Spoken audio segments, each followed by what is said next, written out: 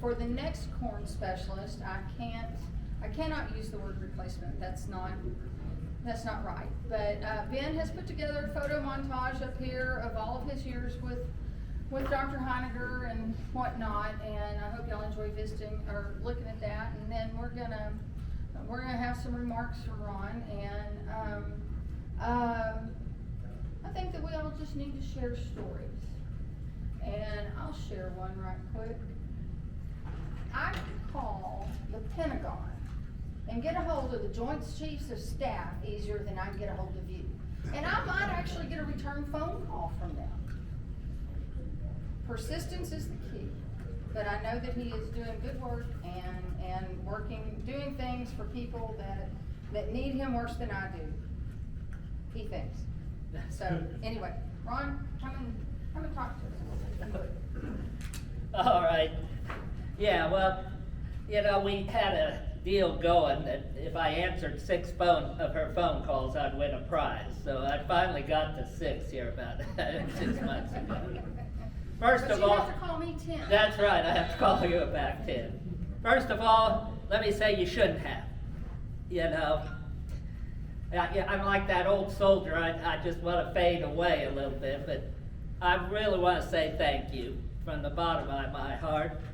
You see some pictures up here, and you think about 30 years of friends and working with people side by side in the field under different and difficult situations, and the very generous kind of folks that you work with, the agents who gave their time, who gave me places to put some plots in or put up with some of my weird ideas.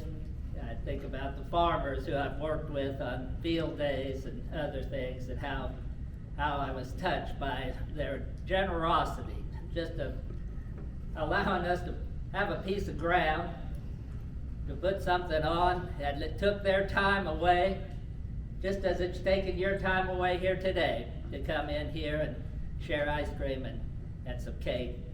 And it just touches me to the core to think that there are people that can do that with their lives, share their lives with each other. I want to say that it's been 30 years of wonderful experiences here at the Vernon James Center. We're a family. We are a family. I think of many places that you work, you get little things that happen or a little conflict, but here we've always been face to face. If we had problems, we said it first, about leaving a track through the building. Well, Dr. Hyde, you need to clean that up. That's exactly right. We talk to each other face to face, and what a wonderful thing that is to share each other's triumphs and problems together. I gave my story many times of how I ended up here. I was farming, to some degree. When I first walked in, I thought these were dollar signs. I thought, well, that's the first time I think I'm ever going to make some money in agriculture, is right here at this thing. But I started out farming. My dad passed away when I was just out of college, just graduating from college. And I was the oldest of 4 children, and took over the guidance of that farm. And I wish I could say I did a really great job, but I didn't. It was difficult, as you guys know. We had hailstorms, we had issues with bugs and diseases, we had situations where I shouldn't have used Cobra on my soybeans because I killed them. And all those things that come along with being a farmer. And I realized after 13 years of that I was breaking under that strain. And there was a moment in my life in which it became obvious that I needed to change directions. And my decision was that let me go and stay in what I love to do, which was agriculture. And so I went back to Kansas State. Here I was 13 years after graduating the first time, now with a wife and some family, dragging them along with me to Kansas State. And I spent 7 really good years there, learning the techniques of research and and education. And then when it came time to have a real job, not a graduate job, but a real job, well, I realized that there wasn't all that many opportunities. I interviewed at the University of Wisconsin. Some of you may not know that, and came in second on that position. I interviewed at the University of Missouri, was offered that job. But the job that really got my attention was here, and I'll tell you why. It's because of where this position was. It was with the farmers. It was right here on the land where we had a chance to step out the door and see what was growing, what the weather was, what the conditions were, whether the wheat was tillering or not. That was the kind of position I was looking for, something where I could be close to what the farmers were doing. And that has certainly been the case. It's been, this 30 years has been giving me the opportunity to be close to them. And I said this at the joint conference, and I say it even more emphatically now. I came thinking, oh, I'll bring my great knowledge and experience and all this good stuff here, and I'll be able to help them. But in reality, you guys are the ones that helped me. It was you who saved me. It was you who saved me. You made me the kind of person that I wanted to try to be, somebody that could help and bring better opportunities. I remember the day I was up in Camden County, and a farmer I've been visited with about changing some of his practices. He had tried them out that year. And we went to his farm to have a consultation to see what worked and what didn't. And at the end of the consultation, he came up to me and said, Dr. Heiniger, I want you to know that you have saved my farm. Now, I was in tears at that moment, because that was what my whole purpose was to save as many farms as I could save. And since then, indeed, I've had others who've talked to me in similar tones. And don't let me tell you that I believe that. Not in a moment. They saved the farm, but they just allowed me to come along for the journey. And that was what made it special. So I thank you for coming here today. Each of these pictures tells a story here. And I want to tell you one, because it's one of the best that I have. It's about my first technician. His name was James. When I first came, they'd already had a list of technicians. Yeah, Lewis knows what I'm talking about here. When I came, they already had a list of technicians. And I've had some good technicians, let me tell you. I've had one of the best right now in Ben.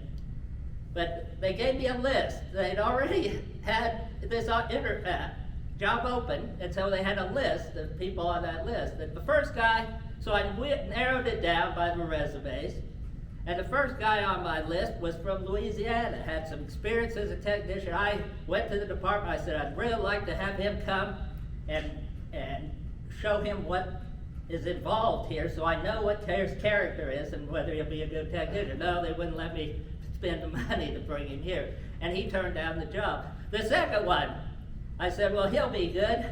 We offered the job. He had already taken a job, because by now, it's been several months since his job had.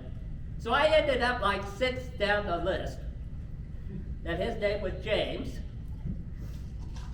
And I knew I had some problems when I decided one day this was the era of precision ag, and they had a company out doing some grid sampling. And I needed to be at a meeting. I said, well, James, here's a video camera. Go and photograph what they're doing so that we could show farmers how grid sampling works, what these professionals are doing in this process, how they're doing it. So I gave him this video camera, and he went out. And when I got back from my meeting, he was already back. I said, did you get some video? Oh, yeah, I got some great video. So about a week, I didn't have time to look at it, but a week passed. I popped that big cassette out of that camera, put it in the videotape player, and started to watch. And what you saw was that the camera comes up, the lens cap comes off, and then the next thing you see is this four-wheeler zooming off into the distance down the field until you can't hardly see it anymore down the field. And then all of a sudden the camera drops down and you see his feet walking as he's walking along the side of the field here, and he comes to the ditch because you can see the edge of the ditch and the water down in the ditch. And about that time you hear and a big loogie goes out into the water. And then you see his feet go back to the truck. The camera goes back inside, still running by the way, inside the case, and down the road it goes. I am playing country music. I knew I had a trouble on my hands with this technician. Fortunately, I've been able to hire some really good technicians since then. Alan Meyer really changed the trajectory of my life when he came, and we had we were using that little two-row planter by Alan, and you had to popcorn everything. You'd be amazed at what we could do now with this doggone fancier planter. But we spent many hours on the road popcorning planters around. We did get a gleaner combine, and that was a challenge. I kept thinking, one of these technicians going to back this doggone gleaner off that trailer and bust the doggone thing. Well, it wasn't the technician who did it. Guess who did it? Yes, me. I thought I could back it off that trailer. No, I missed the side, and off to the side the wheel goes. Fortunately, I was right out here, and that's the other beauty of being at the Vernon James Center. I could run over to the shop and say, I just messed up. And they had a good laugh, and then came over and lifted it back up onto the trailer again after a few broken parts had to be fixed. So Alan and I worked together, and then Tim came along and was a fantastic technician, and then Leah Borman worked with me for a while. When I first hired Leah, I was actually down there on their farm, and she was helping me with the combine, and I said to her, do you think you can fix this combine if it breaks down? And she shook her head yes, and I thought to myself, anybody who's brave enough to shake your head yes that you can fix a Gleaner K2 combine, she's got to be the right dad. She did a good job of keeping that combine running. And then, of course, I got Ben, and he had experience with all of that. And, of course, by that time, we had some better equipment, and it made all the difference in how we could move together. But it's been a great situation for having people that I can rely and count on to do things. So, anyway, my wife's nodding like, okay, sermon's over. It's time to move on here. Anyway, I do want to say thank you for coming. Thank you for spending your afternoon with me here to say goodbye. I'm not really going very far. I'll be just up the street here in Eatonton. I'll be around the station. I love it when Carl comes and pokes his head in the door and says hi, because I know I can talk to him and ask a question if I need to. And that's what I hope to be, is somebody who can give a call, answer a question. And occasionally somebody lets me drive a tractor. I'll be resting in heaven by the time I finish this life. So with that, let me just say again, thank you so much, and God bless you.